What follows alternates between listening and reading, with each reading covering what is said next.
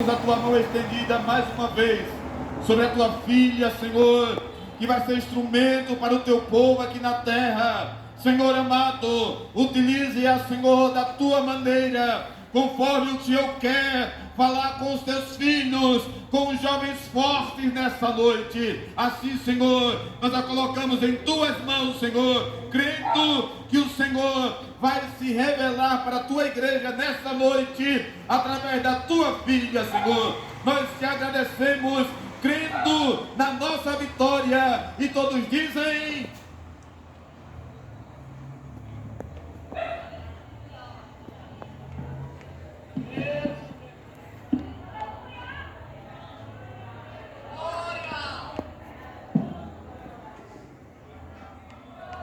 amém.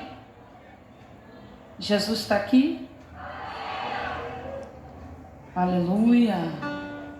Aleluia. Glória a Deus. A paz do Senhor, igreja. Amém, amados. Jesus é bom. A sua bondade, graça, fidelidade, misericórdia, elas são infinitas, duram para todo sempre, e é por causa dela que estamos aqui, para louvar e bendizer ao seu santo e poderoso nome. Eu quero externar a minha gratidão em primeiro lugar a Ele por me permitir chegar. Agradeço também ao pastor presidente desta casa de oração, pastor Virgínio. Ele não se encontra, mas que aonde estiver o Espírito de Deus possa alcançá-lo. E ao pastor Caio Ramon, que foi um dos canais para estarmos aqui. Também quero agradecer ao pastor Fábio, que nos buscou ali, nos recebeu com tanto carinho. Deus abençoe sua vida, pastor, a vida da sua família também. A todos desta igreja, a todos os demais coordenadores, para mim é uma honra estar aqui e servi-los nesta noite, como um instrumento da parte do Criador para manifestar a poderosa palavra de Deus. Todo mundo consegue me ouvir? Tem crente vivo aí? Coisa linda, gente. Deixa eu me apresentar. Eu me chamo Amanda Silva. Eu sou da Assembleia de Deus em Betesda, que é filiada ao campo de Mantiqueira, em Xerém, no Rio de Janeiro. Igreja esta que é presidida pelo meu pastor Romildo Cordeiro, dirigida pelo meu pastor Eliseu Ignez. E hoje eu me faço acompanhada do meu amado esposo, o irmão Ricardo, que está sentado bem aqui nesta tribuna, o responsável de me acompanhar. Pastor Caio, obrigado, gratidão pela sua vida, viu? Glória a Jesus. Eu quero compartilhar uma palavra de Deus com você, mas antes de pedir para que você ache o texto sagrado, já deu um sorriso para esse crente aí que está do seu lado, sentou aí com você? Dá um sorrisão para ele, sorriso Colgate, rapaz. Hoje é sábado. Isso. Faz um elogio, você está tão bonito hoje. Ah, você está lindo, estou ouvindo gargalhada aí, ó, bem legal. Oh, Jesus. Isso, fala, você está tão cheiroso. Isso aí. Fala, que bom que você veio. Fala, ainda bem que você veio. Glória seja dada ao nome de Jesus. Glória a Deus. Jesus está aqui. Abra comigo, por favor, capítulo 3 do segundo livro da Bíblia, chamado de O Êxodo. Capítulo 3 do segundo livro da Bíblia. Capítulo de número 3. Eu quero ler 3 versículos com vocês. Glória seja dada ao nome de Jesus. Enquanto você se localiza, eu vou conversar com meu amigo músico, mas vá procurando aí. Capítulo 3 do Êxodo, amém?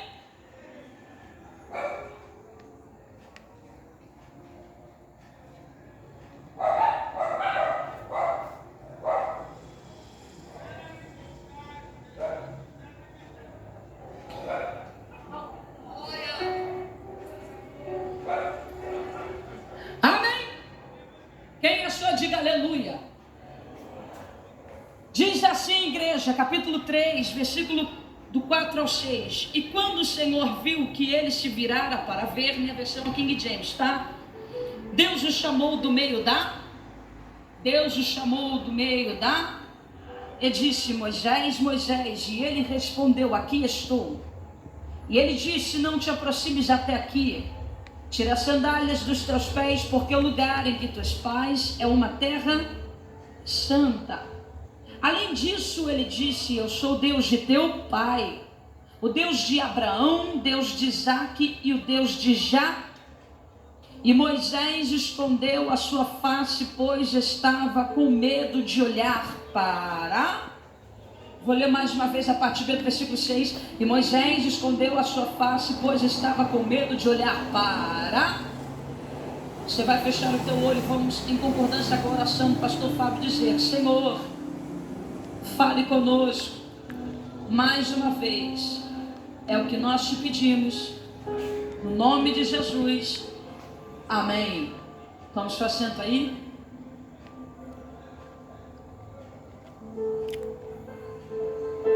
Aleluia, aleluia.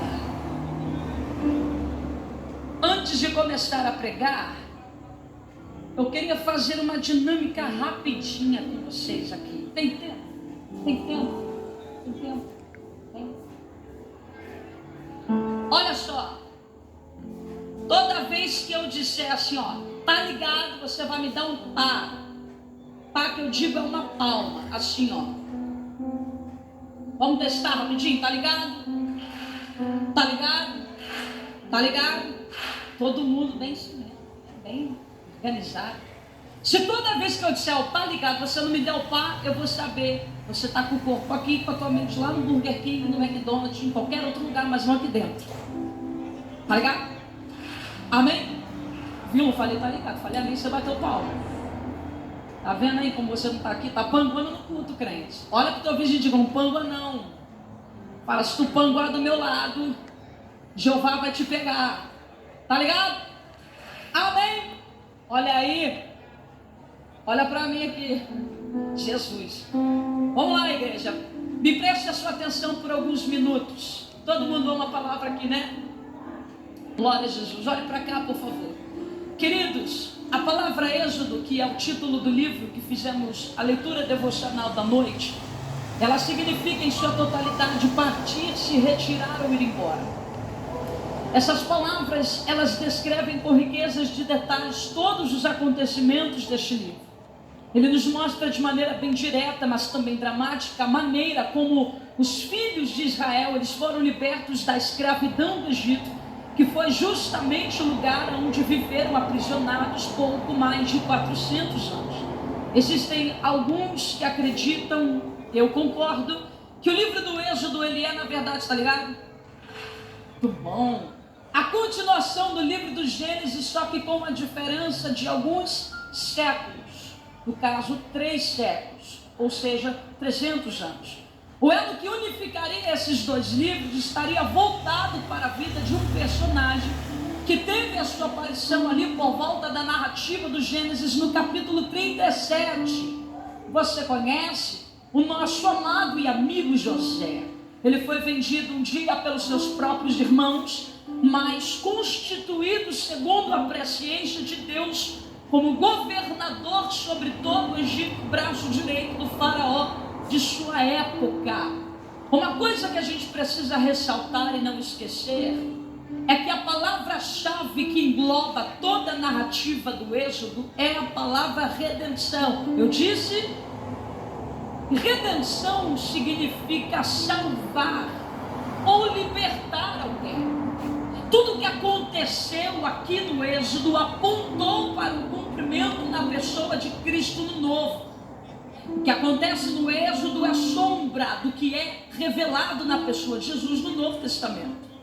Ele, por sua vez, utiliza a palavra Êxodos no grego original, que significa partida, em 2 ocasiões que ao mesmo tempo que parecem iguais, elas são diferentes. A primeira aparição de partida nós vemos inserido no Evangelho de Lucas, no capítulo 9. Partida aqui falando sobre morte, mas em um sentido de sacrifício. Ou seja, está revelando a nós a maneira como Cristo morreria. Ele se entregaria para possibilitar-nos a oportunidade de salvação que desfrutamos hoje. Só que a segunda aparição de partida já está na epístola de Pedro. E aqui fala sobre morte, mas não morte em sacrifício. Não está falando sobre uma pessoa morrer no lugar de alguém, mas da circunstância natural de um homem ao morrer e regressar desta vida para a eternidade, tipo vocês voltar para a sua verdadeira casa. Então, de maneira bem resumida, para o melhor entendimento, existem 3 experiências de êxodos na Bíblia. Eu disse, tenha paciência comigo. A primeira aparição fala-nos sobre a libertação dos filhos de Israel da escravidão do Egito. A segunda está falando sobre a libertação do pecador feita ou realizada por Cristo na obra do Calvário, porque lá foi o êxodo da igreja. E a última está falando-nos sobre a nossa libertação, ou daqueles que dormem no Senhor e passam daqui para o lar espiritual, a sua casa na eternidade. A terra de Canaã, ela tinha uma distância equivalente a 500 quilômetros da terra do Egito. Foi dessa terra, ou deste lugar, que os filhos de Israel, eles saíram com a decisão de peregrinar fora. O próprio capítulo do Êxodo, Moisés nos informa que da casa de Jacó cerca de 70 almas chegaram no Baixo Egito, na terra de Gósen, e se formaram uma grande comunidade, ali se estabeleceram. Tão diferente do que gostaríamos de pensar ou acreditar, Canaã não foi habitada somente por povos cananeus, mas foi habitada também por Abraão, foi pelos seus descendentes, por ela eles passaram. E acerca dessa terra, o Criador havia dito que daria como presente ou herança ao seu povo, a famosa terra que mana leite e mel. Só que em contrapartida, saindo na frente, estava, você sabe, a terra do Egito, a maior potência mundial do mundo antigo. Uma civilização que já desenvolvia as práticas de embalsamento, que eram as higienizações de corpos para mumificação, bem como diversos projetos de construções civis, que são as glamurosas esfinges que conhecemos nos dias de hoje. Voltando para Êxodo 1, ele começa a narrativa informando-nos que passou a reinar sobre toda a terra do Egito, sem fazer distinção de parte alta ou baixa. Ele diz, o novo faraó passou a reinar.